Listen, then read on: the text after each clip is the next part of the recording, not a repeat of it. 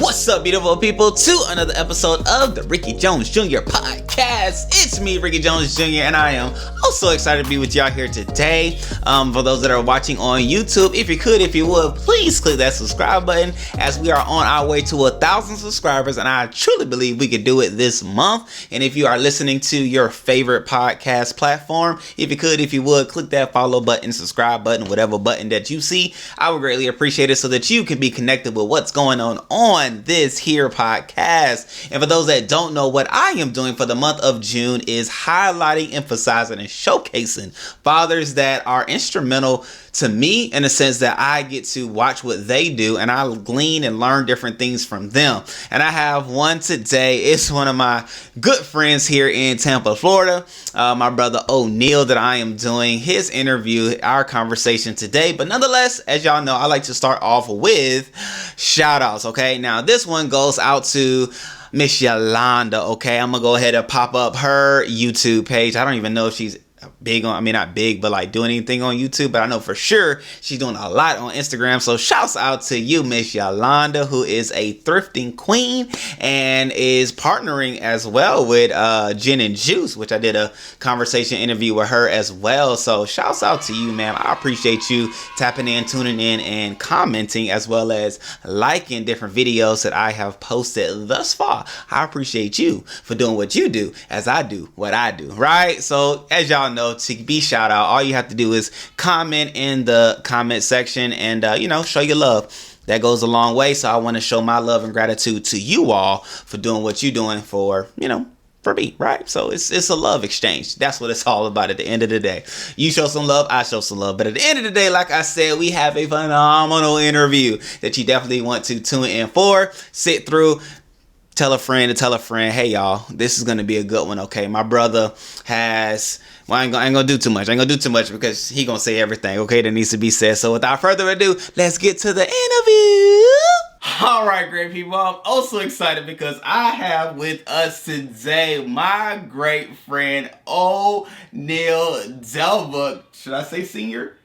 You go and throw the senior in there. It doesn't make me sound old when you say senior, though. But you have a junior, so you officially have a junior. I officially have a junior. Which we're going to talk about all that good stuff, but I'm also excited that my brother is here today. One, because, man, I look up to his parenting skills and parenting style, as well as the fact that, he's my children's pastor, youth pastor at our church.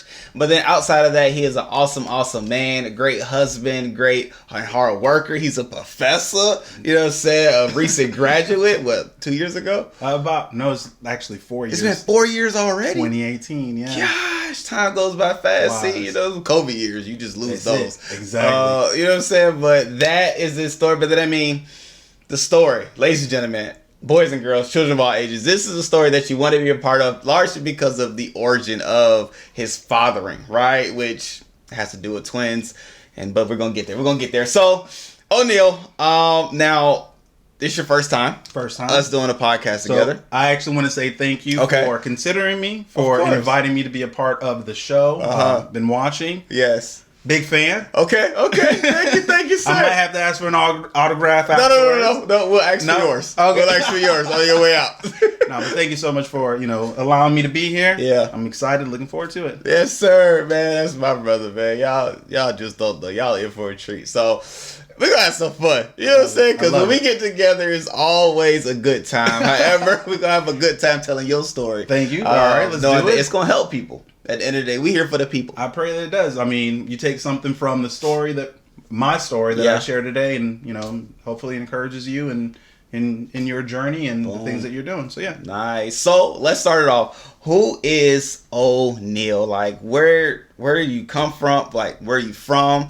Let me know, like, your parent background, all that good stuff. All right. So, I am Haitian. Okay. I was born in Haiti. Sakpase. I wish I could join you. If the camera wasn't on, I would have did it too.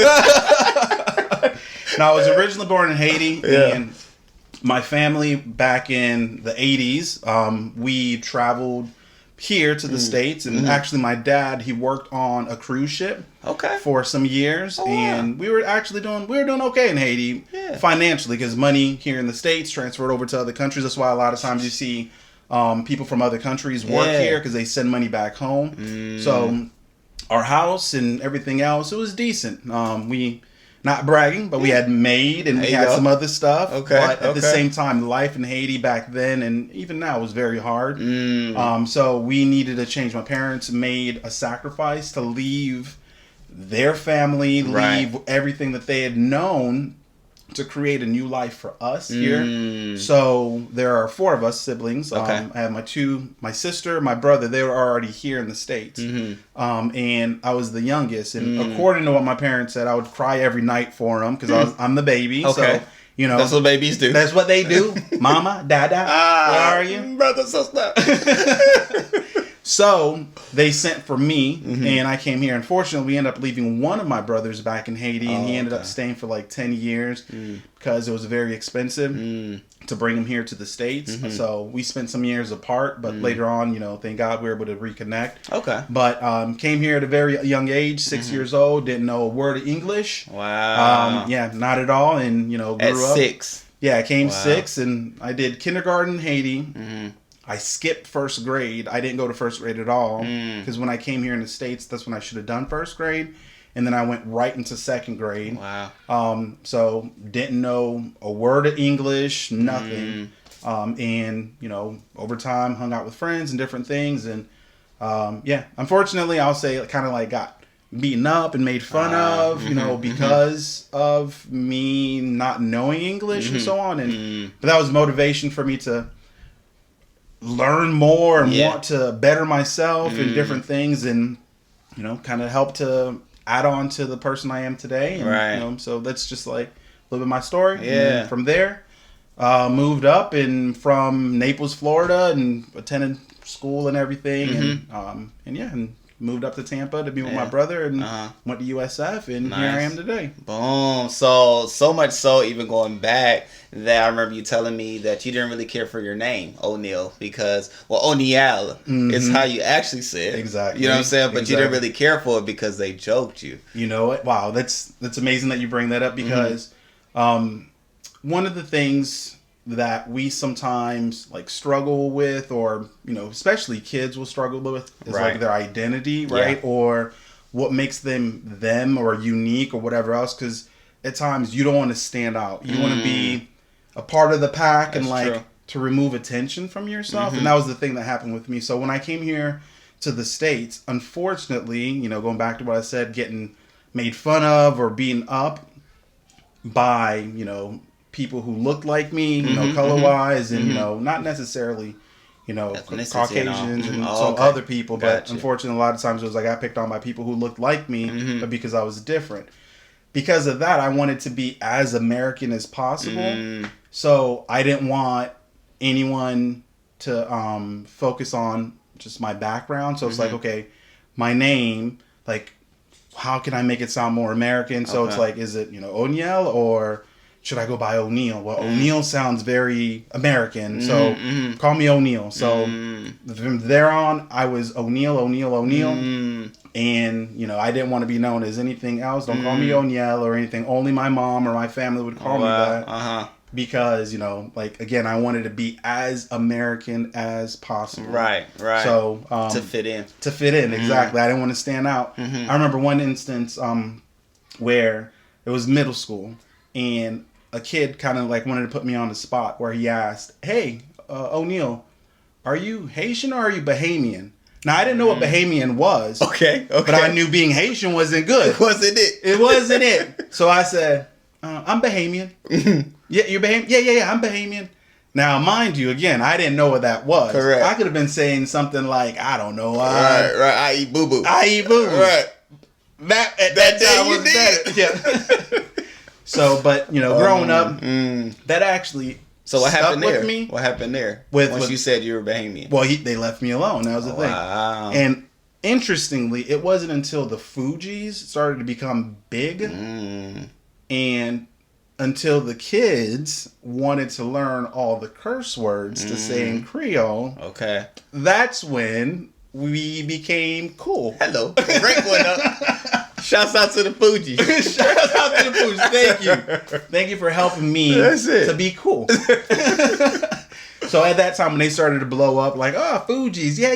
You rock with Wyclef, yeah. You know, then I started to become cool. Right. But still that whole identity and the name and so on, like, stuck with me, you know, even into being a father, where I know earlier you joked about me being a senior, because when we were getting ready to have my son, my wife, Jessica, wanted for me to name him Oniel Jr., and I was like, nah, I'm not naming that boy Oniel Jr., because I remember the things that I went through growing up.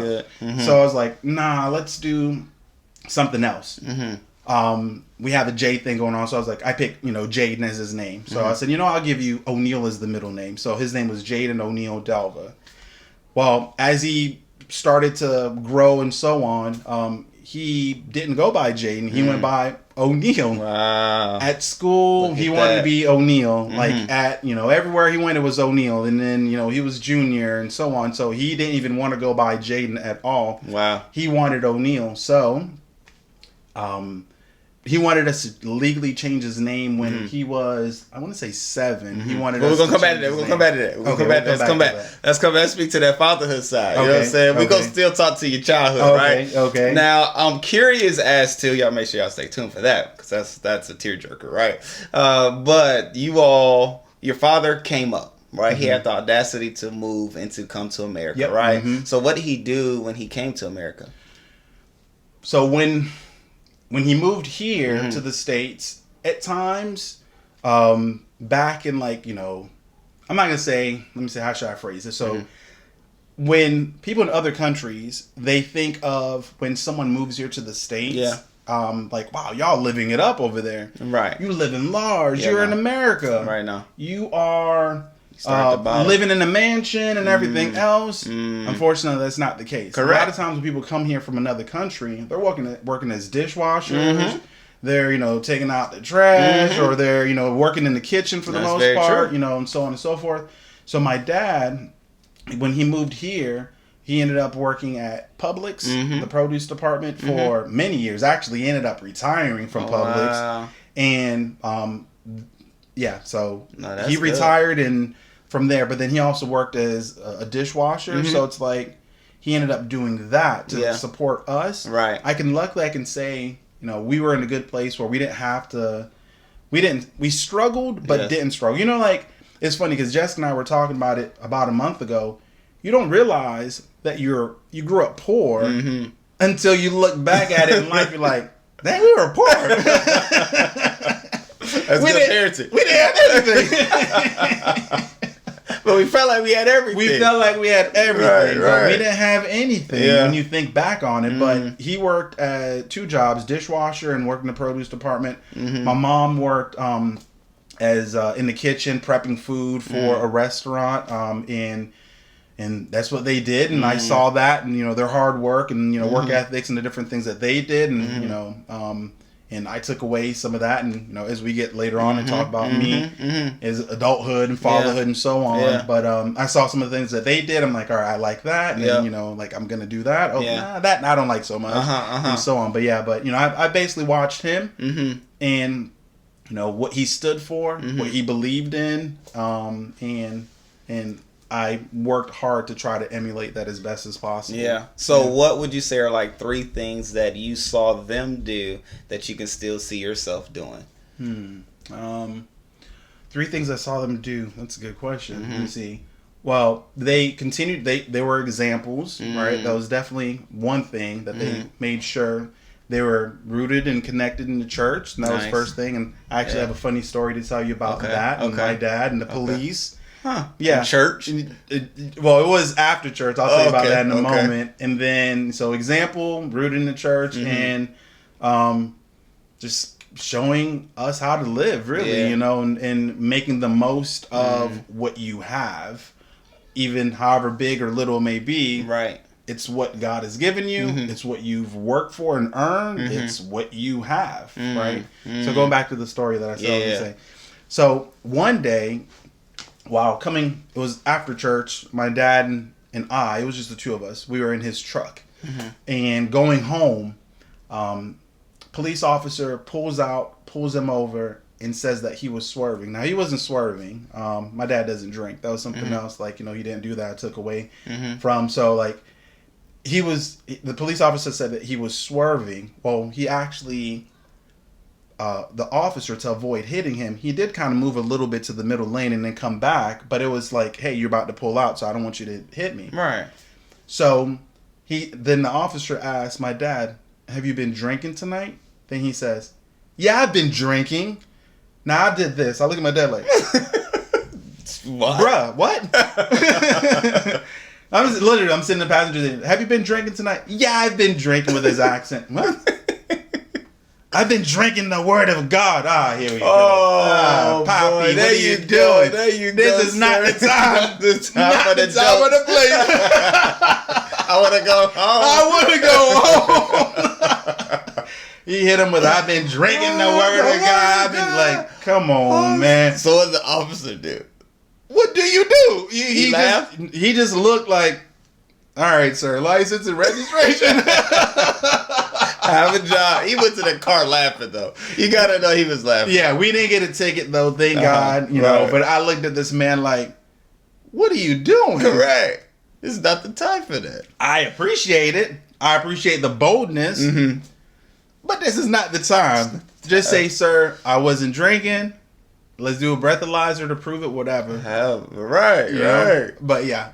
Okay. It could have went so many different ways. It could have went so many ways. I've been Oh, God, it's drinking. good. I've been drinking the word of The God. word of God. Oh, jeez. Oh, All right. okay, okay. Let me tone down. All right, Okay, Poppy, okay. take it easy, Poppy. Hello. So now, after those three things, right? What would you say are some things that your parents exposed you to that maybe you could trace to who you are today and the things that you're doing? All right, things that they exposed me to. Mm-hmm. Well, definitely. First thing that comes to mind is the cuisine. Okay, right? okay. The Haitian cuisine. Uh-huh. You know, Can you cook any of it? Bruh, can I cook any of it? Now, my facial expression is making you think that I can, but I can't. That's what I'm saying. However, I've been around long enough to know that I haven't seen anything prepared by Oniel. No. See, Okay. I am what you would call a microwave chef. At best. You know? Okay. I will take a dish. I will warm it up. Bing. I will add a little something to it to make it my own. Okay. So then you can no longer say that it was, auntie or calendar or whatever, or banquet meal. It's not that anymore. I've given it my own twist. So it's now banquet with a splash of Oniel. That's what it is. You know? Okay. Chef Boy or O'Neill. Okay, so let me know, what's your favorite seasoning to use? My favorite seasoning to use. Well, I'll tell you everything right now. Well, I don't really cook much, so I use. I mean, you say you put a little extra. What is that? A little salt, pepper.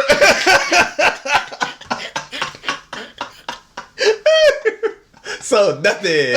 Everything necessary with every meal. A little salt, a little pepper. A little salt, pepper. Okay. That says it all. Okay, I made it my own. They expose you to the Haitian cuisine. However, you do need to learn them lessons. But nonetheless, you are a father now, right? Yes. And so now, with it being Father's Day this month, it's the month of the fathers, right? At the end of the day on this podcast, that's what it is. Shout out to the dads. Shouts out to all you all, man. Boop, boop, boop. There it is. What he said. I'm telling you, with the cameras off, I'm doing it too. But it can get records, so I don't know. But with it though, like I love your, I'm gonna call it origin story of fatherhood, right? Yeah. And so knowing Oniel, of course, I know the story. However, those watching may not know the story, right? So you say your lovely wife's name is Jessica. She is, yes. Which it is. And upon meeting Jessica, Jessica had a set of twins. You then met Jessica knowing she had twins and said, okay, I'll take the three of you all and we can become one. Now, what went into your mind? What age were you? What were you doing in life that gave you the audacity, right? Because your father had the audacity to move from Haiti to Florida. Big, yeah. You know what I'm saying? But now you have the audacity. Talk to us. Sure. How old were you? Where were you in life? And what made you say yes? So I will say, men, when we see something, I'll say it the way that I'm thinking. When you see something that you want, right? Yep. You make certain things, you adjust to accept it, to allow it, to say, you know what, I can work with that. Mm. All right, all of that will make sense in a moment when I, kind of share a little bit as to what I'm saying. So I met Jessica. We used to work together. Mm-hmm. I was going to USF at the time, so University of South Florida, and I would see her, right? I would see her all the time. We worked for Time Customer Service, doing, customer service for magazines and so on. So I would see her, and I saw her, and I saw what I saw. I like what I saw. There it is. Right? There it is. And I wanted to get to know more of that person. Yes. All right?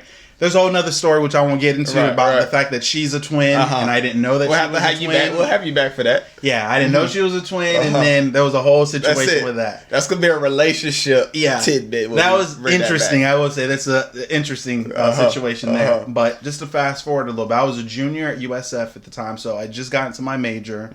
And when I finally approached Jessica and we started to talk, when I realized that, oh yeah, you are who I believe that we used to work together, I would see you. During our conversation, she, kind of nonchalantly threw it in there, like, that she has kids, right? So then talking to her, I said, I'm sorry. She said she has kids, oh, my kids and I, and blah, blah, blah, and just kept on going. I said, whoa, go back a little bit. Did you say you have kids with an S? And then she said, yeah, I have kids. Is that okay? Then I said, no, I didn't say it. She said they're twins. Going back to what I said earlier, as guys, we will accept certain things. Now, when she said she has kids and they're twins, immediately I thought to myself, oh, twins. So it's only one pregnancy. So it's like she only has one kid. Respect. I get the rationale. She only got pregnant once. I get it. One guy. She didn't get pregnant multiple times. Right. I don't have to ask that question. It's one time. Correct. So it's like it's one kid. I get it. But no, they're actually two people. But no, I get it. But it's one man. It's one. That's the part that matters. Exactly. I only have to. Yeah. Yes. So I was a junior, which, as you know, junior in college, that can be grind time. You're in your major, it can be very stressful. Junior year, senior year, and so on. The girls, when they came into my life, they were 1.5 also. Wow. Babies. And so they came into my life. Jessica and the girls came into my life, and I had to make a decision. Like, I wanted to get to know her, and I liked her, but you can't like just her and not the girls. Correct. Right? Correct. It's a package deal because, I can't say I want to take you out and let's do things just you and I. What about the girls? And neglect them. Neglect them. So what's going to happen with them? So met the girls, and shortly after meeting her, actually, just telling my story. Yes, yeah. A little crazy. No, we're here. Her lease was actually about to be up in her apartment, and I didn't want her to. It was going to be, she was going to have to move back home, which is close to Orlando. Gotcha. So I'm like, dang, I just met you, and I don't want to lose you already, right? Again, sharing my story. Yeah. I don't want to lose you already. Just met her. We only known each other for a month. Why don't you just move in with me? You was in love. 1 month? 1 month? Why don't you just move in with me? Sucker, but it's on the other. The no, if it's a no, he would do this 10 times over. Part of the thing, and Jessica knows this, I've mentioned to her, and early in our relationship, it wasn't all roses and pretty this and that or whatever. I mean, it's You're tough. in college. You're in college. Were you working too? I was working. I had 2 jobs. Wow. I had my car. I called it the Batmobile. It was my little black Ford Probe. Back in the day stuff. I thought I was stunting with it. There it is. It was a stick shift. I saw the move. Mm-hmm. I still don't know how to drive a stick. I know. He's supposed to teach me how to drive a stick, so as long as he don't teach me, I won't know. I'm trying to know that. But anyway, so you were 2 jobs. 2 jobs. In school, yeah. Had my car, had my motorcycle, Oh, wow. Yeah, I had a bike back then. And, I was doing it in my mind. I was doing it, But anyway, they came into my life and did not want to lose them. Yeah. And so I invited, hey, go and stay with me. So we actually ended up staying with my brother, myself, and Jessica and the girls. We ended up sharing like a 2-bedroom apartment with like 4 people. 5 people in there. Yeah, 5 people in a 2-bedroom apartment. So we did that for a while, and that was interesting. So she stayed, and then. But of course, going back to what I was saying, relationships, if you really want them to work, nothing's easy, right? It's not a race, it's a marathon. It's not, it's like a right. roller coaster where there'll be highs and lows and different things that happen. And, Jessica knows this, and we kind of joke a little bit where I say, you know what? I stayed with you in the beginning. I stayed with you because of the girls, right? It's a joke, but somewhat true at the same time, right? Yeah, where, in this case, for me, my story, right, where potentially if something were to happen where I'm like, I'm walking away, like I don't have anything that's connected. I'm not invested in a sense or invested in long term or whatever. And even though the girls biologically weren't mine, like they were mine, right? And I did not want there to be a thing or a situation. Unfortunately, you hear too much in the news about stepfathers and boyfriends and so on, like, doing things to kids. Like, I love kids. Like, correct. They're innocent, right? They don't ask to be in whatever situation they might potentially be in, right? We as adults, it's our responsibilities to take care of them. True. Right? And, they did not ask to be here or whatever else. Right. Like, so it's our job, to make sure that they're taken care of. So, whenever we would have our situations, instead of just quickly just leaving and whatever else, kicking her out, I would think of the girls and think of not wanting to open the newspaper one day or, open up whatever and start reading and hear about these two individuals who unfortunately got harmed or something happened to them because I was either, selfish and didn't want anything to do with them and only Jessica, or I was selfish to where it's like I didn't want anything to do with Jessica or like break it off or whatever, so, but that was the thing that, it's going to sound bad for me to say this is the thing that kept us together in the beginning, but that was the thing that, I've held on to. And I really wanted to make a difference in their life. And I know me as a person and what I would and wouldn't do. Right. And I don't know the next person. I don't know the next man. And, correct. And I didn't want that to be their story too. I don't want them to be a statistic, right? Where unfortunately you hear something that bad that took place or happened to them. So, but early years. So then, two things: was the father in their life back then? That is actually a crazy story, probably for another episode. So it's kind of like a yes, kind of like a no. Nah, he wasn't there at all. Okay. It's a crazy story in the sense that he was murdered. Gotcha. And then, and on top of that, his friend who attended his funeral in another state. He was from Buffalo, New York. Where he was staying down here with his aunt. I had never met him, but it was actually big news in the Tampa Tribune. No, I'm sorry, the Florida Sentinel, not Tampa Tribune. Florida Sentinel back in 2003, where he was living here, with his aunt. He was murdered in West Tampa, I believe it was.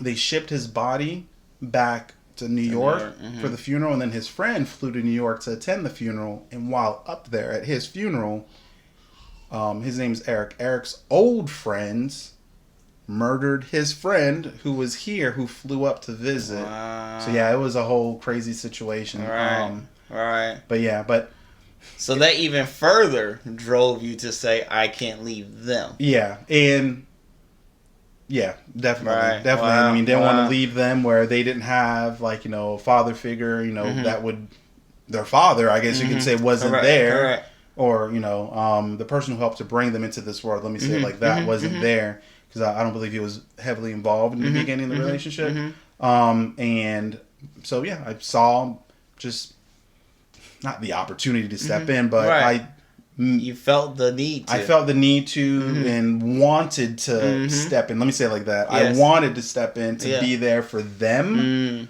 And to watch them grow and, just to be there for them in any and every opportunity possible. And I'm excited that, I had that chance where they're grown up.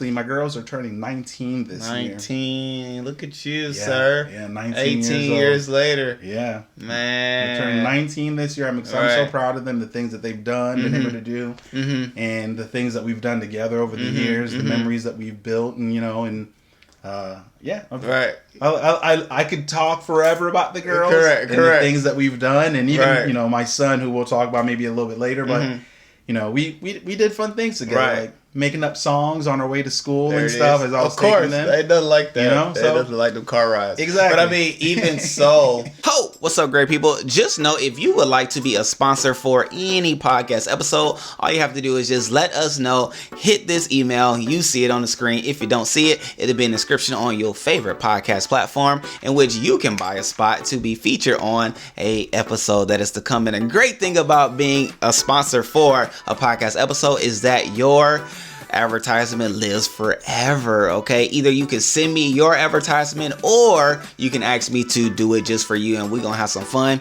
and making that thing happen. Okay, so all you have to do is hit the email down below and I will be sure to reach out back to you so that we can make whatever you have known to the world. All right, y'all.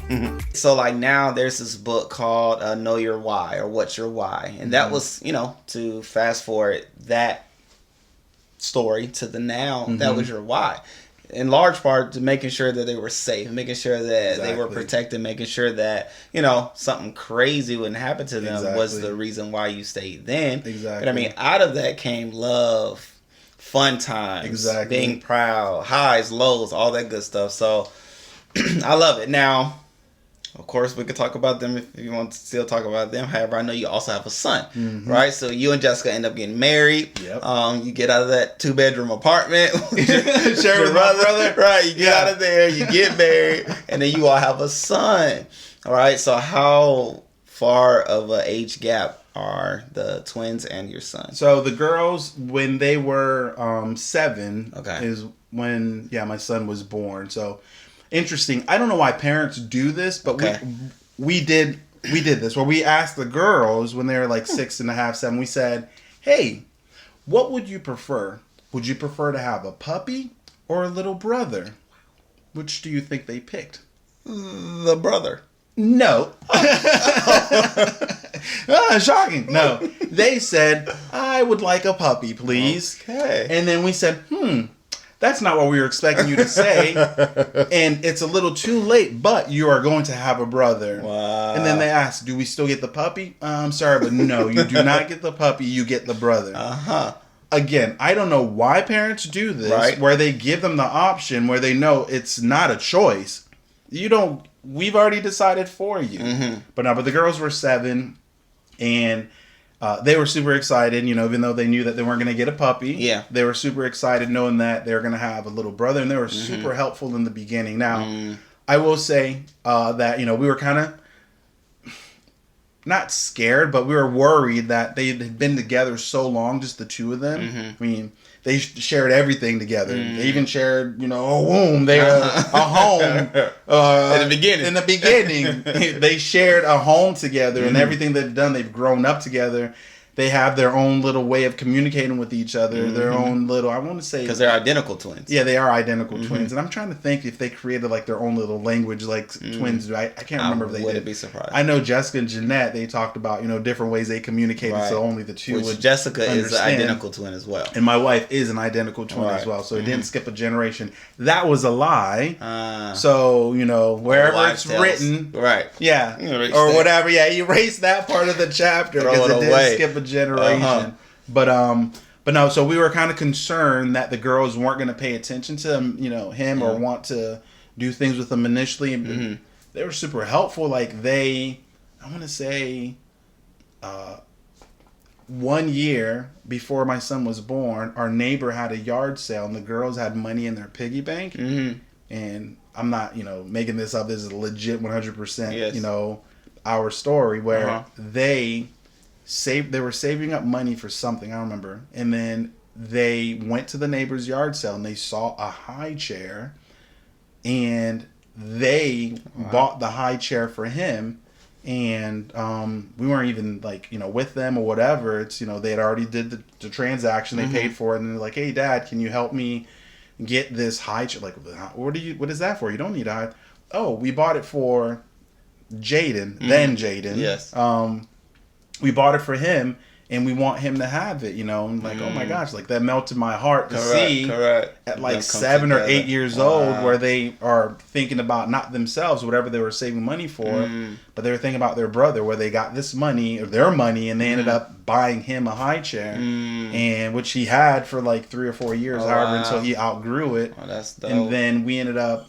Did we do that high chair? I think we ended up giving it to somebody else so that they would have for their kids and so on. But yeah, I mean, the thing that they bought was able to continue on to, you know, another house, and who knows, somebody else might have it to this day, right? So that was exciting. Purchased by love. Yeah, no, I love that. Yeah. Now, I want to talk about you, right?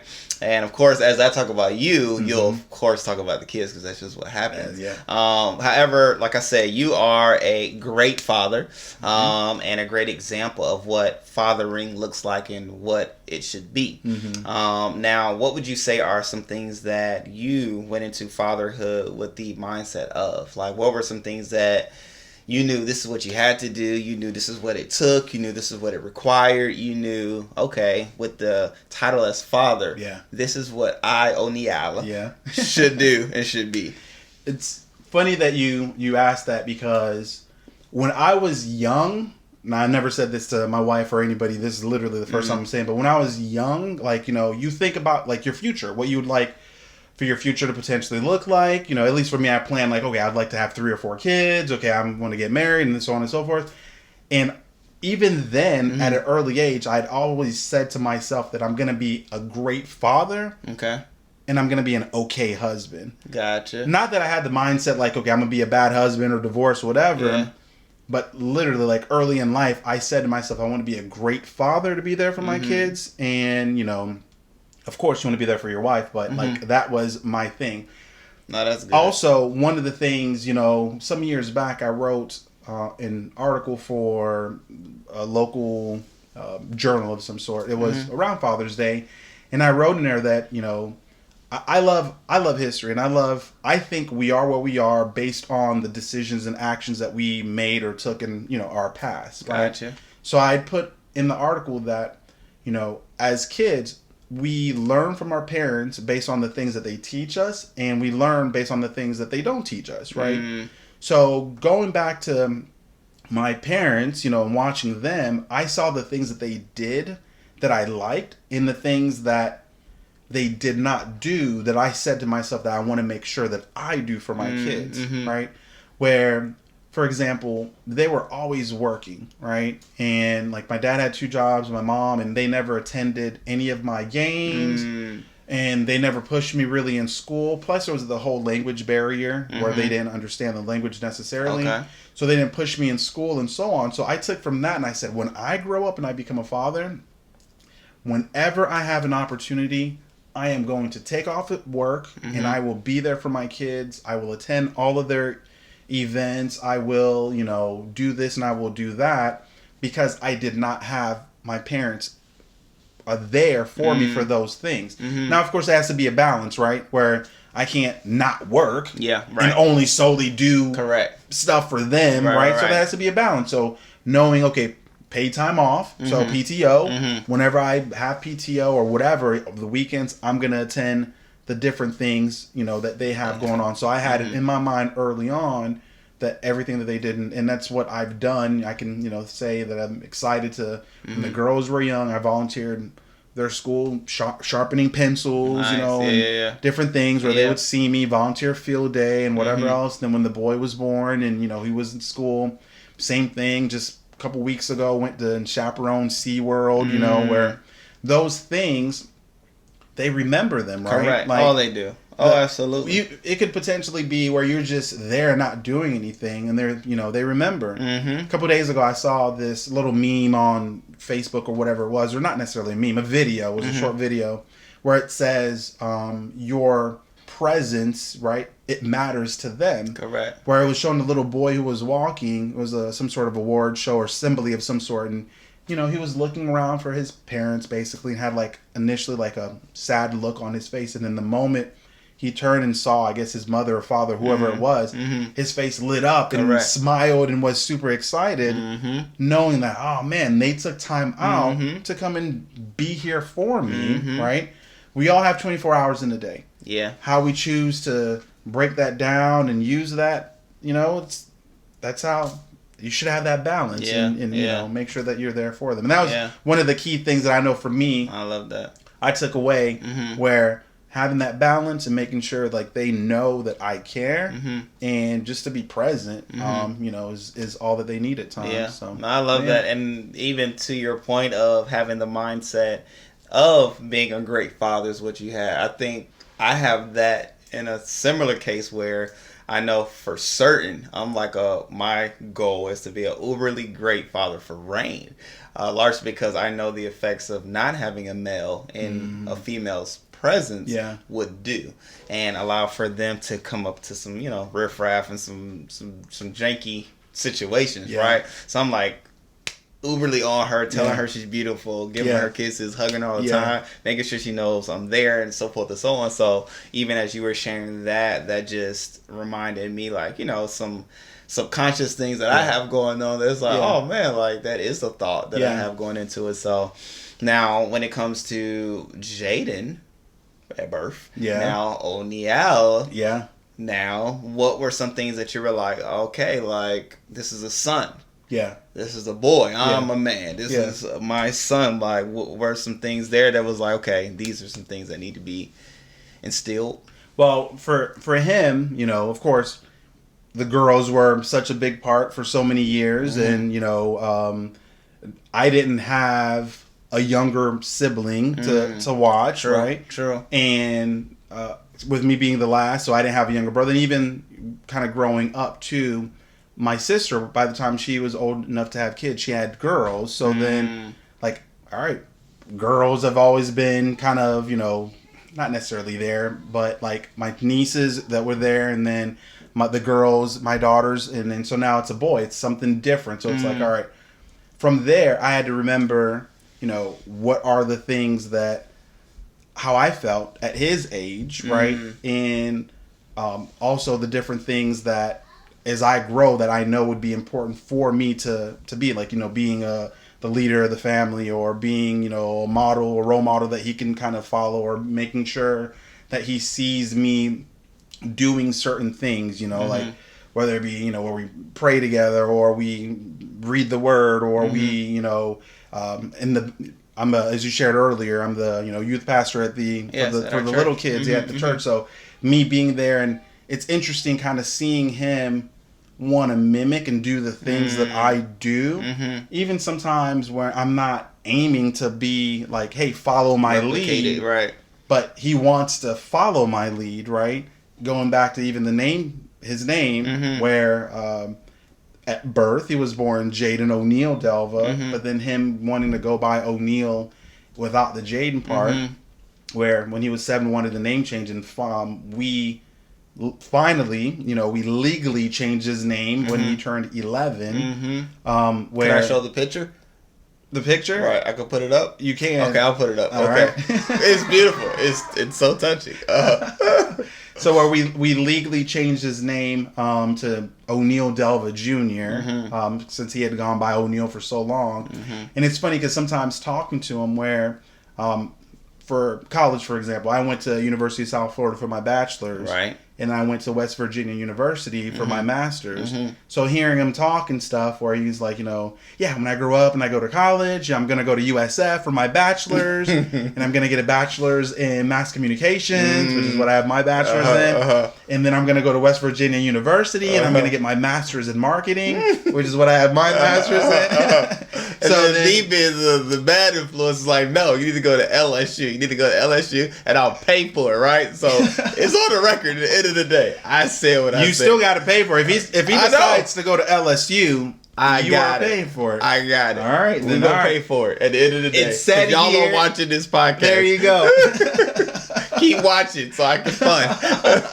Exactly. So, unless Ricky pays for him to go to LSU, that's it. According to him, his goal is he's going to go to USF, and then he's going to go, and it's just funny kind of watching him, the different things that he does or says, and, where, just continue to be the example that he can follow, when he grows up, and hopefully it's like, yeah, I've done this because of dad, or I didn't do this because of dad, you know, so, but yeah. Mm-hmm. No, that's dope. So what would you say are ways in which, if you were to ask the twins, right, I'm going to break them up. Okay. Asking the twins, hey, ladies, now, because your dad did this, you know he loves you. What do you think they would say? Because I did this, I love them. I'd probably say because I took time out and put them first, that they would know that I love them, right? I mean, also I'll say, like, in my household, not that I'm a pushover, I like it when people are happy, right? Like, if you want something and I can buy it for you, or I see that I can make it available to you, like, why not, right? So I don't say no often. I tend to say yes a lot. So that tells you he started with what he is, but then gave me the reason why. That's like me saying, I'm not short, but when I play basketball, my shot gets blocked. That is a great analogy. Oh my God. But it's not a bad thing at the end of the day. Yeah. Because to your point, if you have the means in order to do, that's it. Then I can do. Why not, you know? Because I know that a couple years ago, I had talked to a neighbor also across the street from where I lived at the time, where he was like, man, you know, I don't play with kids, man. I ain't about that. No, I don't, you know, don't come talk to me. Don't play with me, you know, this and that and whatever. And I'm looking like, bruh, like, if you don't joke with your kids, you don't make time for your kids, you don't buy things for your kids, whatever, like, they're going to go to the next person and get it for them, you know? Like, if they don't feel loved, they don't feel like they could be themselves with or around you, they're going to go and be themselves. Right. The next person be like, you know, I love you, right, girl? No matter what. If you love me, you're going to do that thing. Hello. Like, and I give you what you want. Yeah, I'll give you what you want. Right. No, that's true. Well, okay, then. Hello. You know? Next thing you know. You know what I'm saying? Next thing you know. But yeah, so. No, that's true. Because your no doesn't stop the desire. At the end of the day, that is true. It just says you're not the one that's going to give it to that them. is So, true. I mean, that's so good. That's so, parenting. yeah. That's so you got to be tips. able to, you know, the thing for me at least, and, you know, hopefully you all are kind of taking away just the fact that you got to be willing to be there. Yeah. And kind of like allow them to come to you no matter what, right? With the kids, with my girls and, you know, my son now, like, we're open and we have like candid conversations with them. Right. One of the things I always say, like, as parents, we are, not that we're blind to certain things, but we assume things naive. Like, we think like, okay, if I don't talk about this thing, they don't know. But then they don't know. But in actuality, they might know more than you. Hello. Depending on who they've been talking to. Facts.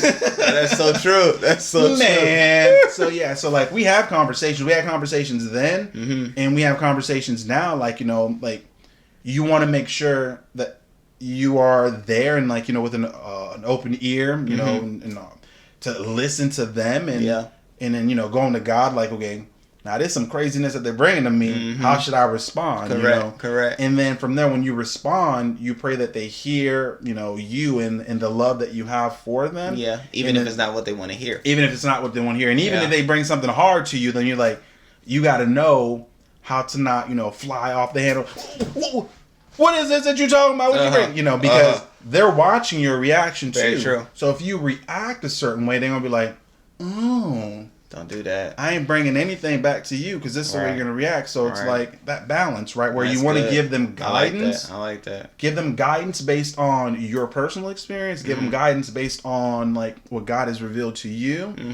And honestly, pray that they follow the example or the path that you've laid. But I'll go ahead and say, you know, sometimes you got to let them make, you know, their own mistakes, right? Like, stumble. That's how you learn. That's how you grow. Like, you know, by doing certain things and then learning, like, you know, like the stove was hot. Don't touch again, you know? Like, you know, when the eye is hot, is red, it means lit, it means burn. Don't touch. Don't touch. You know, but no, I mean, for them, just me being there and just, I think that's one of the things they can kind of take back and say, like, yeah, Dad always took time for us, you know? Yeah. I dig that.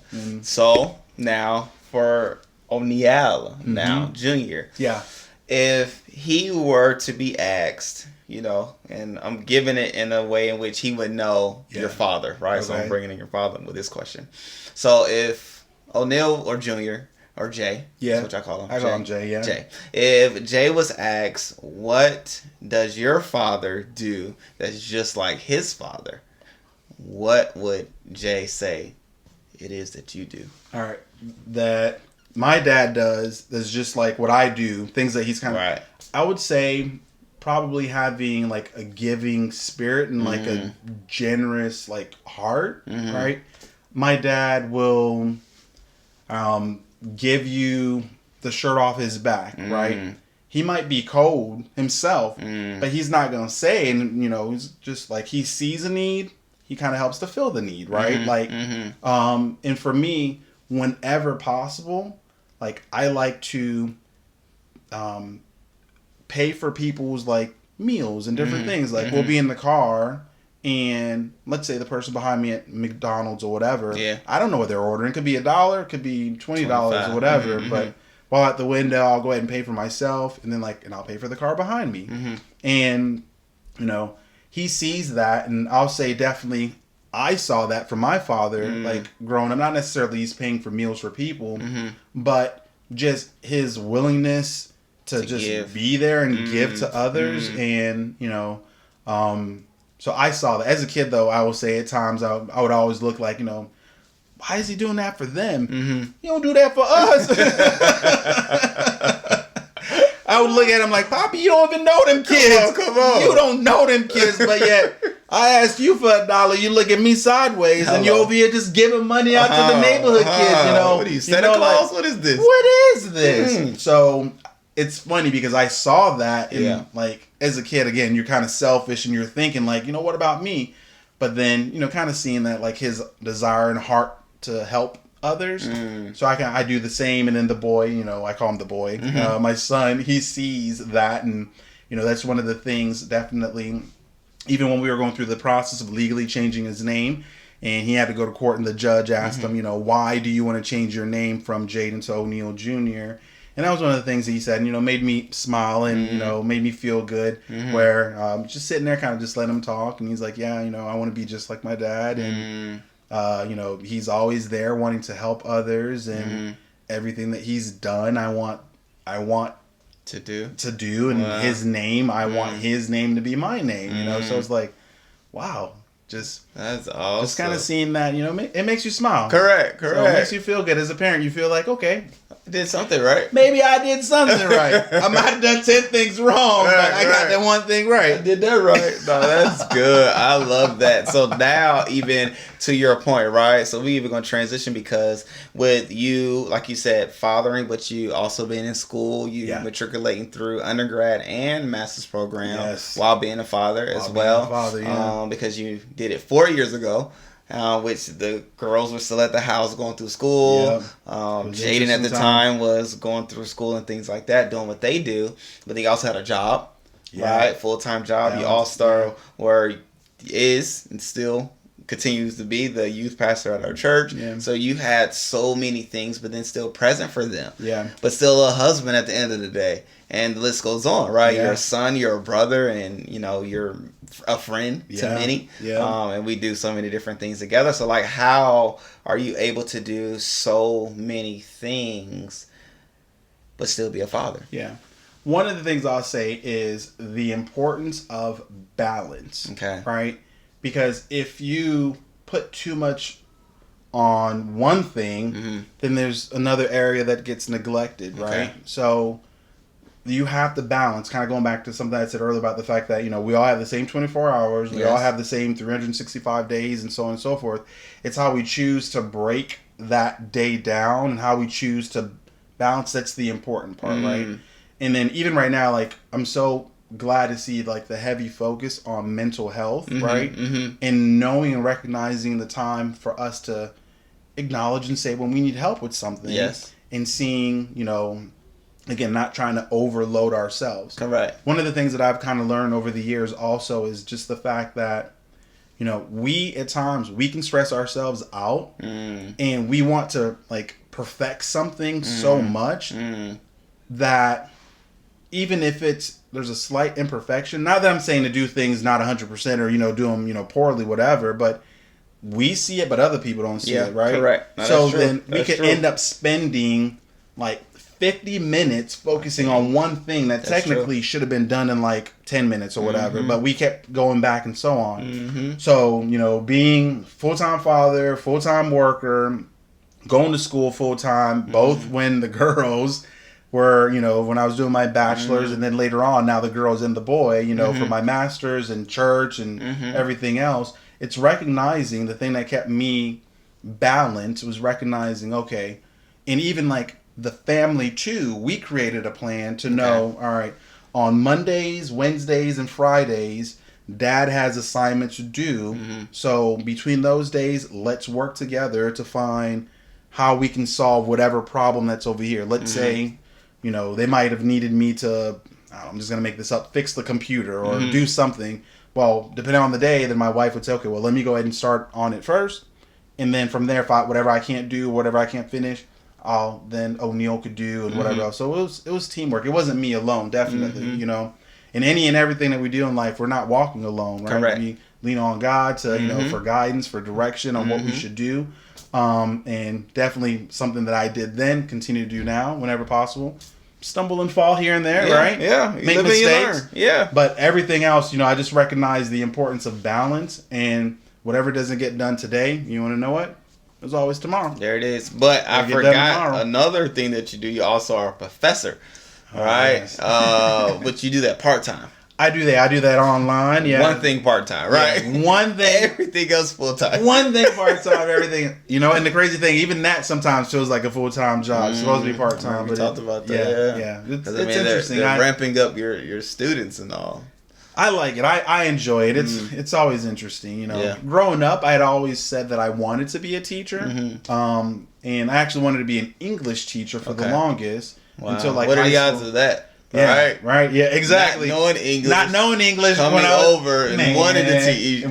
Cool. Yeah, full circle. Correct. But anyway, I ended up not being a teacher because that's another episode, right? I would say. I got you. Went back to my old middle school and observed the kids, and I was like, "Dang, this is what y'all do." No, I did that too. Nah, I thought I wanted to be a teacher, but I went. I did third grade. Yeah. I was teaching a lesson, and I said to myself, "This is not it." Nah, I went to middle school. Middle school, I'll say middle school is the devil, bro. No, it's a lot happening. Yeah, there's a lot changing. Yeah, now I'm just playing. It's not the devil, but there's a lot happening in middle school. The changes that are taking place. They're getting to know themselves and friends and personalities and whatever else. Influences coming in. Exactly. So feeling them.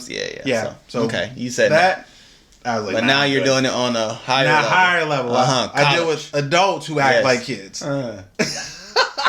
Because of their excuses. But that's another episode. We talk about your father, right? We talk about your father. So.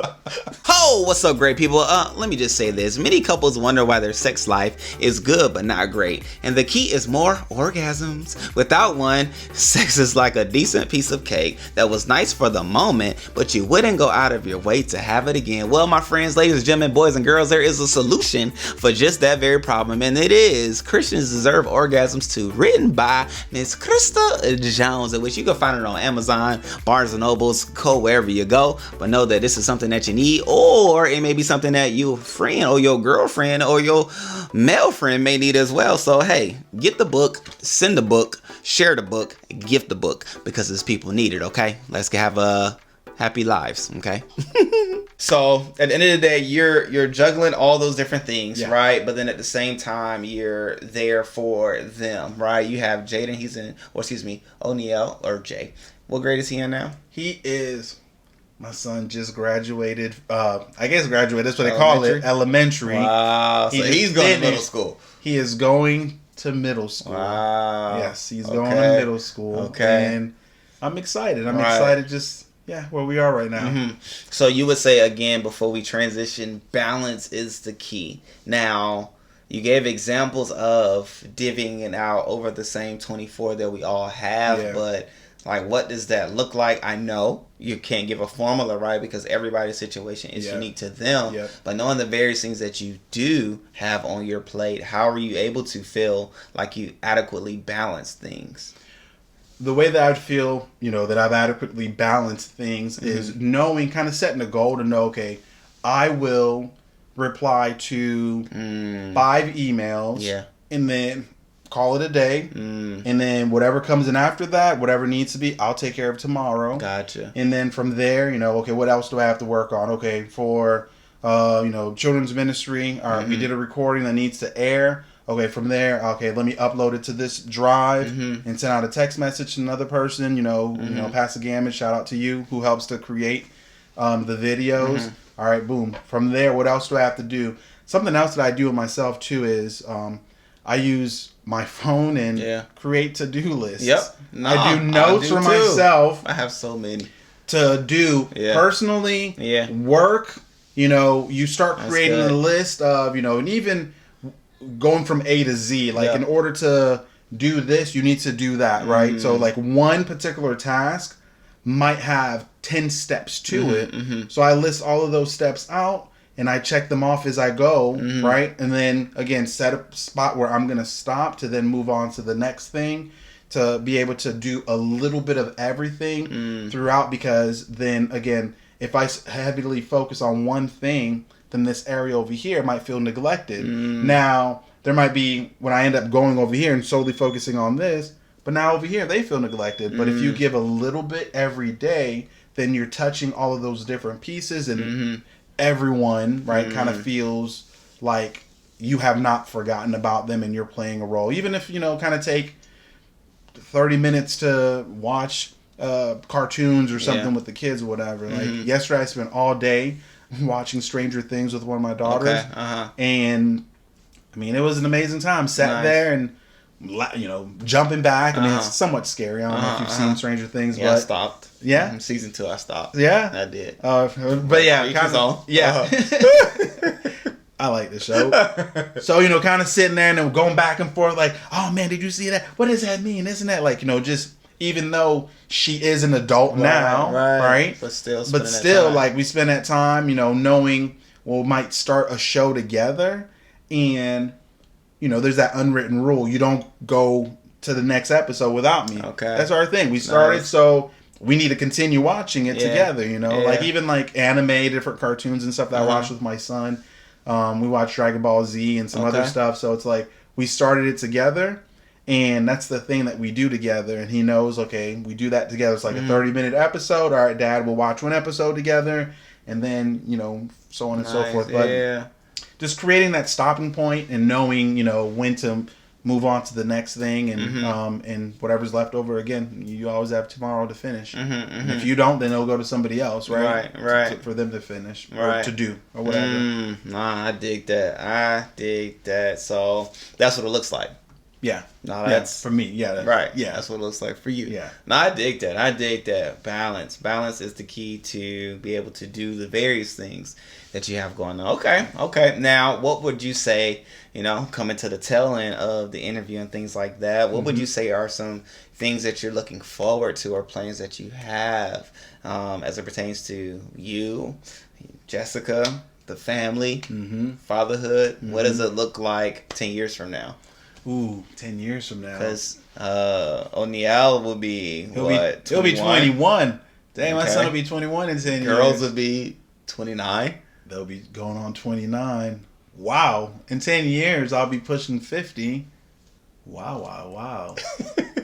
So, things I'm looking forward to in 10 years. Let me see. First, So let me ask this. Yeah.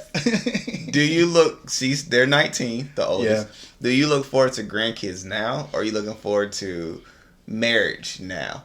For them? I mean, we want marriage first. Right? Okay, I'll just ask you. I don't know. But I don't know, because then you do have Oniel or Jay that's still a child, so you're not craving that, let me get a little baby around. So the funny thing is, actually, one of the things I like to do with my kids, like, I like to give them an opportunity to talk and just share. So I'll do that, like, Vision Cast and whatever. Like, I'll ask them, like, hey, what does life look like for you in 10 years? Okay. Break it down. You walk me through, like, you know, and I like details, like, you know, from there, like, Definitely it's like, hey, let me know in 10 years, you know, what are you doing? And, you know, all right, I'm living on my own. I got, you know, I'm doing this. Are you married? Yeah, I'm married. Okay. What does she look like? You know, oh, she's this and she's that, you know, okay. Do you have any kids? Yeah, I have kids. Like, you know, what are their names? So I literally. At 11 years old. You're asking him.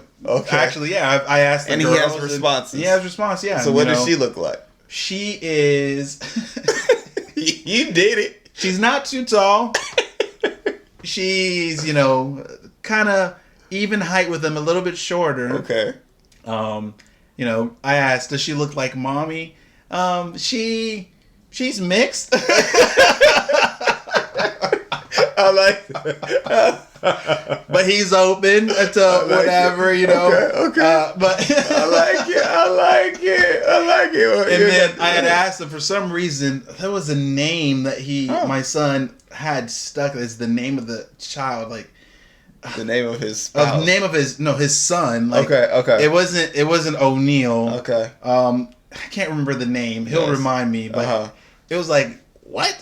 Where did this name come from? He has a day, he has a look, so okay. He has everything. So y'all already have them. Yeah. And even the girls, like, I do the same thing, that. you know, like where, you know, we'll sit down and during lunch or whatever, it's like, all right, walk me through your life, you know. In 10 years, what are you doing? What does it look like and whatever? So I'll let them kind of share with me, you know, what they're looking forward to in 10 years, you know, like being realistic also, you know, not necessarily, I'm a pop star, I'm a football player, I'm a YouTube star making, you know, buku bucks, which could happen, right? And praying that it does happen to them. But like, you know, let's talk through, like, what are the things that you're going to do in order for you to reach that goal? Let's not just make a blanket, like, you know, general statement, but what steps are you going to take to reach that, you know, goal or whatever? So, but we talk, and but for me though, let me see, in 10 years. I was about to say, the story's on you now. Now, you talk through what you said to them. I know. The question is for you. So in 10 years, yes, sir.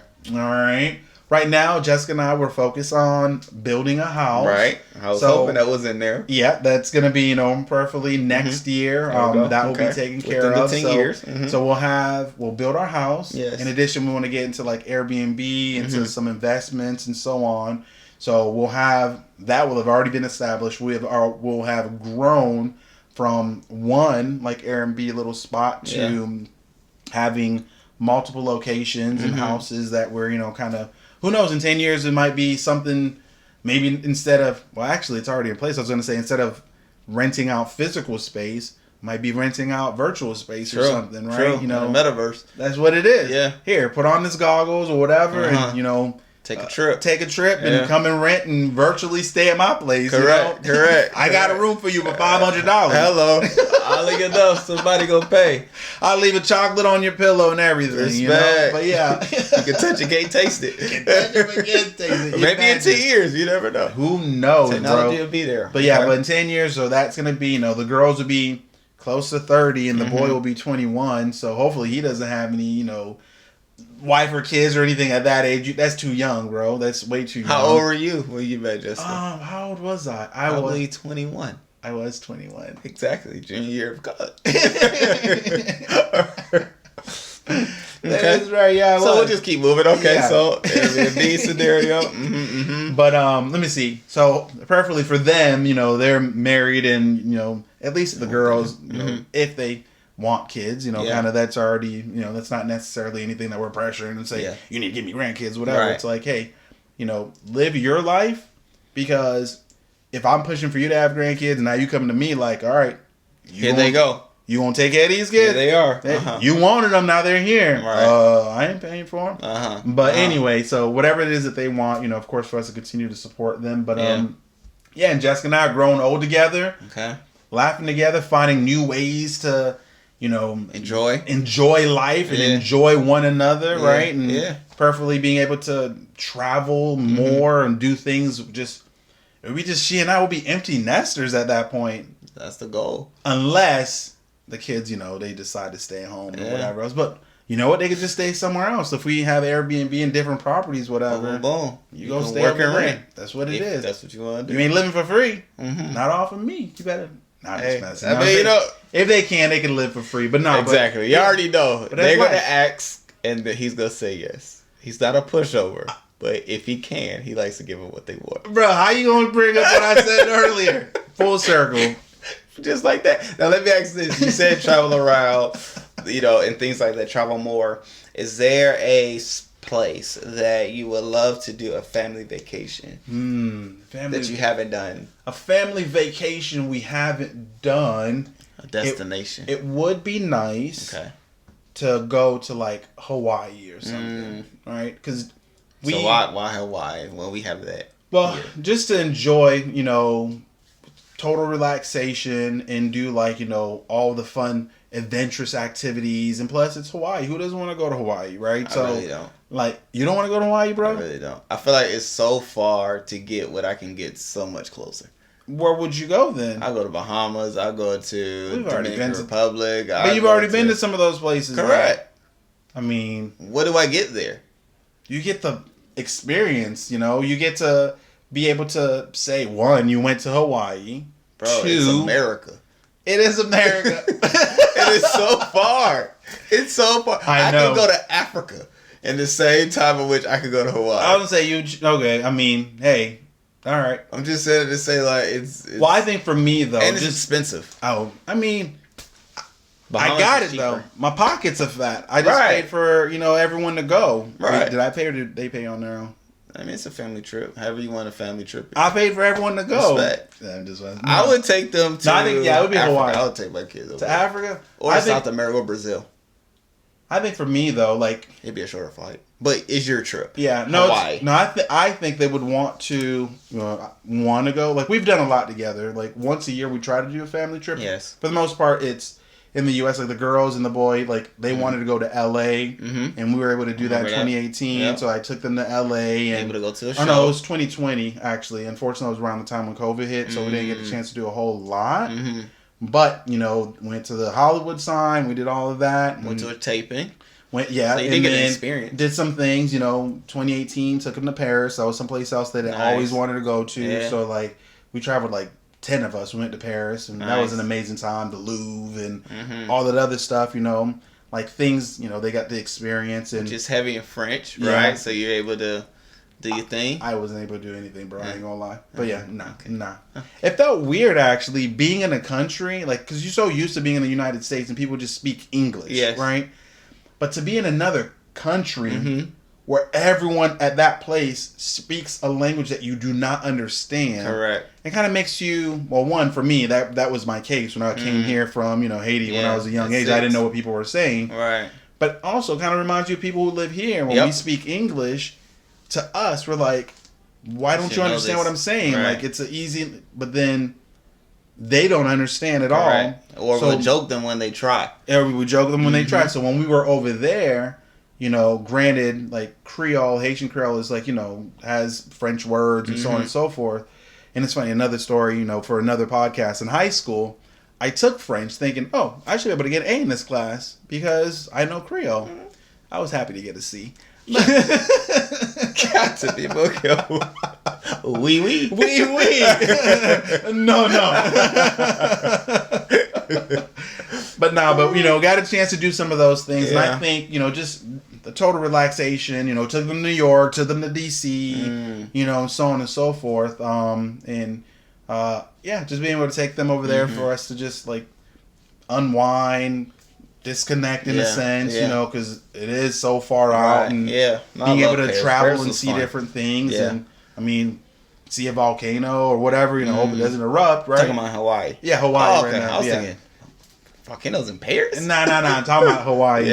But Paris, that was that was a nice experience to be able to do and stuff over there too. And so family trip to Hawaii. Family trip to Hawaii. That would be it. Yeah. I think. Okay. Yeah, we talk about going to Puerto Rico, but that's just like Puerto Rico. It's close. It's close. It's better. It's like you just not expensive. But they got a lot of iguanas in Puerto Rico. We just Where fear strikes. He's scared of lizards. And we live in Florida. They're I don't everywhere. like them. There's a difference. There's a difference between being scared of something and not liking something. I don't like them. I'm not scared of them. Odell is scared of lizards. They're if unpredictable. A lizard is under his car, when we're walking to his car, he will avoid getting into the car until he sees where the lizard goes. That's fear. Okay? That's fear, ladies and gentlemen. That is not fear. That is being mindful and aware of your environment and knowing when there is something in your presence that you don't like and you want the thing that's in your presence that you don't like to not be so close. So you take action to... I'm thinking that... Because there's one word to just eradicate all this. Fear. You can use it and be done with the explanation. But nonetheless, it's your story. You stick it with it. But no, that's cool. So, question, man, just to finish it all out. Well, two things. One, what are ways in which people can get in contact with you if they have such scenarios in which you've spoken of? They're like, oh, man, like what he said really touched me, and I would love to reach out to him. What are some ways that they can contact you? Sure. You can find me on... I have Instagram, but I mean, I don't use it too much. But if you message me, then you can find me. Oniel Delva is my Instagram, and then Facebook. You can find me. Oniel Delva. Send a friend request. To add you, and then if you have a question or whatever, anything regarding my life. Now, of course, I can only share my experiences, right? And praying that you take something from it, apply it to your life, adopt, adjust, whatever it might be to make it your own to help you in whatever situation you might be going through. But I primarily use those two, and I have Twitter, but I don't know if people really use Twitter that much anymore. But yeah, if it's your way, it's your way. Oniel Delva is basically everything that I use. If you want to reach out to me, even email. If you want to send me an email, Oniel Delva at yahoo.com. There it is. And I'm gonna put everything down in the description. Yeah, and the boy, he jokes about being Oniel Delva 2, but Oniel Delva at Yahoo is my email. If you want to send me an email. If you, want for me to share anything regarding my story and potentially to help you. Yeah. One last thought. What is something that you would love to share with the people, with fathers? Let me speak specifically. With fathers that we did not touch. That you're like, man, like fathers should know this if they're going to be extraordinary fathers as they should be. I mean, we've touched a lot on, being there, just the presence, I would say, just to continue to remember, hey, the things that you do and the things that you don't do, they are seen, right? And just for fathers being, continuing to be the example and finding different ways you can be an example so that your kids can follow you and take, follow your footsteps and the good things, right? You don't want them to follow the bad things that you have done or whatever. But now just knowing, you're being watched. I guess I'll say it like that. It sounds a little creepy, but you're being watched, right? So, and they're soaking it up. Yeah. So just be mindful of that. No, that's dope. Well, Oniel, I greatly appreciate you sharing with us today. But then more than anything, as we've already talked about, you're going to have to come back. There's various things we have to talk about, be it relationships, be it career, be it just life in general. So we'll definitely have you back on for those different topics and things like that. But yeah, man, I appreciate y'all. Thank you. Thank you again for having me. I had fun sharing my story, and I look forward to being invited back. Boom, just like that, great people. We gotta have her back, y'all. What did I tell y'all, great people? Didn't I tell you? Didn't I tell you he was going to deliver? Didn't I tell you that conversation was going to be one that you wanted to hear? That's my brother, man. And I just love how the various facets of who he is was expressed throughout the story. But more than anything, you all got to see the heart that he has for kids. And even more so speaks volume as to, like we said, he is the youth pastor at our church. And so all of the kids that go through our church go through him. So who better hands can our kids be in than thus my brother Oniel? So shouts out to you, sir. I appreciate y'all. Go ahead and spam his Instagram I don't even, Facebook, y'all saw he really don't be on Facebook, but spam it, just show him some love and appreciation, all that good stuff, because my brother spoke from the heart. So without further ado, we gonna go ahead and get to the boom or buzz for today, okay? And so today's boom or buzz comes from this here Celsius drink. Zing! I don't know if you all have tried it, but my wife has had these around the house and things like that, so I'm like, okay, let me just give it a try. I did just try hers, and hers was like, the one that I tried was like a peach fizz or something like that. Now I will say, so I have like 2 different reviews in which I want to share. So the taste was horrible, right? It tastes like cigarette water, and I don't even know how to describe it, but if you were to like smell the ashes of a cigarette, just think about that soaked in water. And just, you know what I'm saying? Like, I feel like when you smell something, you can really taste it too. So nonetheless, that is what the taste tasted like. However, it did do what it needed to do. I had energy. I had, you know what I'm saying? I felt ready. You know what I'm saying? That was the ready move for those that did not see, listening on the podcast. I did my little move, you know what I'm saying? I felt ready and I was ready for whatever. But it does say like it does accelerate the metabolism and burns body fat. I wasn't there for that. I just needed the essential energy, okay? And so Celsius, it's like a mix. Like, did it do what it needed to do? Yes. So, boom for that. But the taste, it was a bust. It was a snap crackle bust. Okay, you know what I'm saying? But at the end of the day, maybe I just tried the wrong one. This one is a grape, actually. But I'm going to say this for her because, like I said, I did take hers. So, I'm going to let her do what it do. But I will say, for the simple fact that it says no sugar or preservatives, it did taste... It wasn't bad. It wasn't bad tasting with that in mind. However, if I'm just tasting it to taste it, it wasn't the taste that I wanted to experience. So without further ado, great people, I love you all. I appreciate you all. Thank you for tuning in, listening, and watching this here podcast episode. And yeah, man, let me know. Let me know what you're thinking. Let me know what you're feeling, how you are enjoying these conversations thus far. And as y'all saw, I extended the time, and you probably didn't even make it to this point in time. But if the time span is too long, just let me know in the comment section. I would greatly appreciate it. We here, we learning, we loving, and we growing together. Okay. So without further ado, great people, I will see you on the next episode. If you would, click that subscribe button. It will go a long way, and I would greatly appreciate it as well. All right, great people. Peace.